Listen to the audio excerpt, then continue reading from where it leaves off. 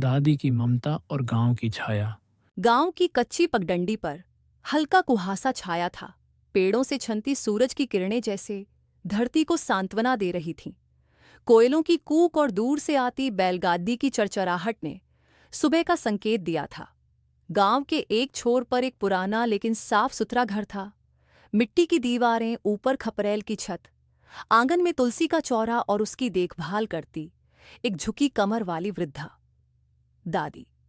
उसका नाम था तो गंगाजली, लेकिन गांव के बच्चे, बूढ़े और जवान सब उन्हें दादी ही कहते थे। दादी के जीवन का केंद्र उनके पति दादाजी, जिनका नाम था रामासेवक। इन दिनों वह बिस्तर पर थे। उम्र और बीमारी ने शरीर को जकड़ लिया था, पर दादी की सेवा और उनकी आंखों की चमक ने उन्हें अब तक जीवित रखा था। हर सुबह दादी सबसे पहले तुलसी को जल देती, फिर दादा की दवा, हवन और भजन। उनकी दिनचर्या किसी तपस्विनी से कम न थी। दादी की सबसे बड़ी अलुर आस यही थी कि दादा एक बार फिर अपने पैरों पर चलकर चौपाल जाए, लोगों से हंस बोले और अपने पुराने किस्सों से गांव को गुदगुदाए। गांव धीरे धीरे जाग चुका था। बकरियां हमिमिया रही थीं, मुर्गे बांग दे चुके थे और कुएं के पास औरतों की चूड़ियों की खनक सुनाई देने लगी थी।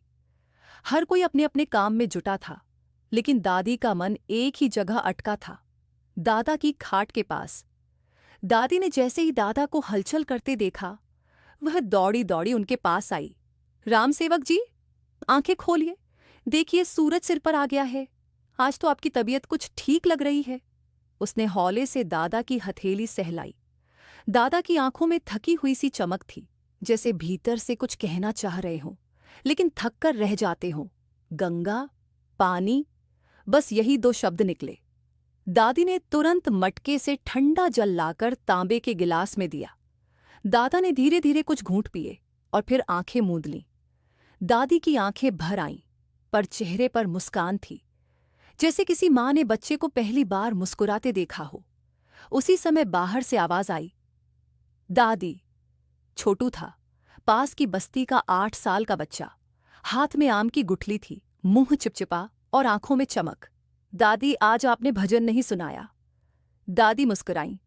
अरे हाँ बेटा, आज तो रह ही गया। बैठो, मैं तुलसी के पास गाकर सुनाती हूं। बस्ती के कई बच्चे पास आ गए। कुछ आंगन में बैठ गए, कुछ दीवार पर चढ़कर सुनने लगे। और दादी ने शुरू किया अपना वही प्रिय भजन। बच्चों की तालियां और साथ में सुर मिलाने की कोशिश। आंगन में एक छोटा सा उत्सव सा माहौल बन गया। खाट पर लेटे दादाजी की पलकों में हल्की सी हरकत हुई। शायद उन तक दादी की भजन की गूंज पहुंच रही थी। दादी की आस जैसे थोड़ी और मजबूत हो गई। उस शाम गांव की हवाओं में कुछ खास था। आकाश में बादल छाए थे, लेकिन धूप की किरणें उनके बीच से छन छन कर गांव की मिट्टी को चूम रही थीं। दादी तुलसी के पास बैठी, हाथ में चम्मच और कटोरी लिए दवा तैयार कर रही थीं। दादा की खांसी थोड़ी बढ़ गई थी, लेकिन चेहरे पर दर्द से ज्यादा बेचैनी थी। दादी हर बार की तरह उन्हें तसल्ली देती, थोड़ा सा और, बस 2 दिन की बात है, फिर आप चलकर चौपाल जाएंगे। दादी जानती थीं कि यह कहना केवल मनोबल के लिए है, लेकिन वह खुद भी उस बात पर भरोसा करना चाहती थीं। तभी दरवाजे पर एक आवाज आई, राम राम दादी। ये गांव के वैद्य बाबू थे, बुजुर्ग, झुकी कमर, कंधे पर कपड़े का झोला। वो हर हफ्ते दादा को देखने आते थे। कैसे हैं रामसेवक जी? उन्होंने दादी से पूछा। जैसे थे, बस आपकी दवा का असर दिखे, यही आस है, दादी ने हल्के से कहा। वैद्य जी ने दादा की नब्ज देखी, आंखें देखीं और फिर गंभीरता से बोले, शरीर कमजोर है, लेकिन मन अब भी जाग रहा है। इनका जीवन आपकी सेवा से ही चल रहा है दादी। ये सुनकर दादी की आंखें भर आईं, लेकिन वो जल्दी से मुंह पोंछ कर बोली, जैसे ईश्वर चाहे वैसा हो। शाम होते होते गांव में चौपाल पर बात फैली, रामसेवक दादा की हालत नाजुक है। गांव के कई लोग, बूढ़े और जवान, दादी के घर की ओर आए। कोई दूध लाया, कोई फल, कोई तुलसी की जड़। सबने अपने अपने तरीके से सेवा करने की कोशिश की। दादी को पहली बार लगा वो अकेली नहीं है, गांव उनके साथ खड़ा है। उस रात जब दादी ने दादा के सिर पर तेल मालिश की, तो दादा ने धीरे से कहा, गंगा, तू अब भी थकी नहीं? दादी मुस्कुरा दी, जब तक सांस है तब तक आस है। दादी की आंखों में उम्मीद की रोशनी अब और तेज थी। गांव की शामें एक अलग ही सुकून लेकर आती थीं। जब खेतों से लौटते किसान कंधे पर हल और थकावट लिए घर आते, बच्चे मिट्टी में सने हाथ पैर लेकर आंगन में भागते और चूल्हों से उठती धुएं की रेखाएं आकाश से बातें करतीं, तब दादी का आंगन और भी शांत लगता। उस दिन दादी ने तुलसी के पास दिया जलाया और लंबा सा भजन गाया। गांव की कुछ औरतें भी आकर पास बैठ गईं। भजन की आवाज में एक दबी हुई पुकार थी, जैसे हर शब्द के साथ दादी अपने राम से दादा को बचा लेने की प्रार्थना कर रही थीं। भजन के बाद सबने दादी को गले लगाया। कुछ ने चुपचाप उनके हाथ पकड़े, तो किसी ने उनके माथे पर हल्की सी हथेली रख दी। वह स्पर्श जैसे कह रहे हों, हम हैं दादी, हम सब हैं। दादा आज बहुत शांत थे, सांसें धीमी, आंखें अधमुंदी। दादी ने धीरे धीरे उन्हें गर्म पानी से पैर धोए, माथा पोंछा और कंबल ठीक किया। गंगा, दादा की आवाज बहुत धीमी थी। हाँ जी, दादी झुककर पास आईं। तेरा हाथ थामे ही जाना है, अगर कभी गया तो बस तुझसे नजर मिलाकर।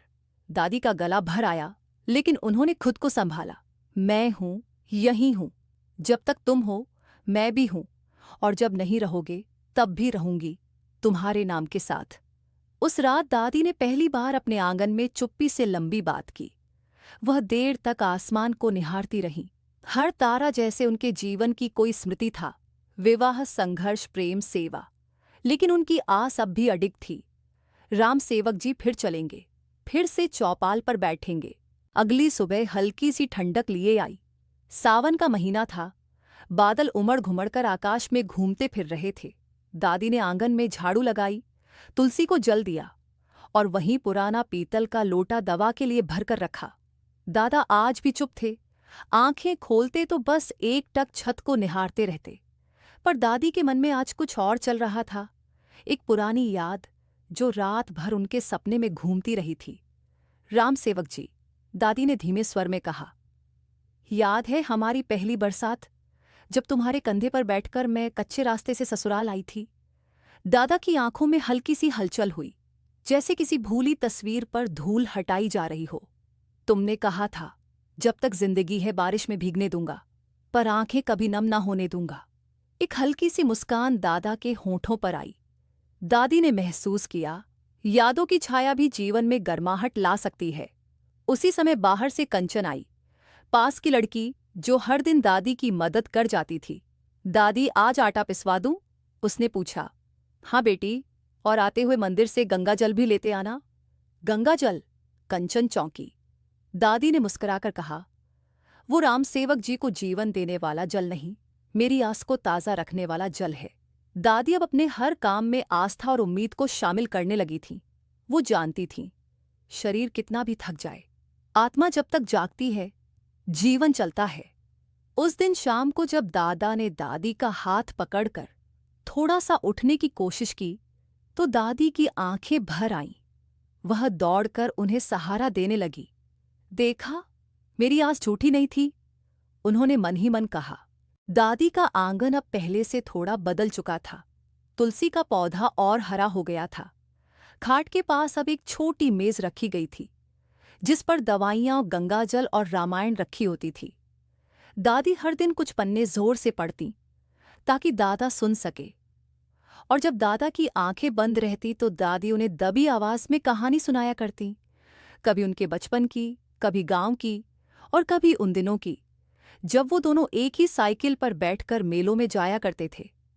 एक दिन सुबह जब सूरज की हल्की सी किरण खाट पर पड़ी, दादा की आंखें पूरी तरह खुली। उन्होंने चारों ओर देखा, दादी को ढूंढा और धीमे से कहा, गंगा। दादी तुरंत दौड़कर पास आईं। आज थोड़ा बाहर ले चलो, चौपाल तक। दादी का दिल धड़कने लगा। क्या सच में ये वही इच्छा थी जिसकी उन्होंने बरसों से कामना की थी? उन्होंने बिना देर किए कंचन को बुलाया। गांव के 2 नौजवानों को बुलाया गया। खाट को उठाकर आंगन से बाहर लाया गया। रास्ते में बच्चे तालियां बजाते हुए दौड़े। बूढ़े दरवाजे से झांकते हुए बोले, राम सेवक दादा आ गए बाहर। चौपाल पर खाट रखी गई। सबने घेरा बनाया। दादा की आंखें सबको देख रही थीं। बहुत धीमी लेकिन पहचानती हुई। दादी उनके सिर के पास बैठी और बोली, देखा, तुम्हारी चौपाल, तुम्हारा गांव, सब तुम्हारे साथ हैं।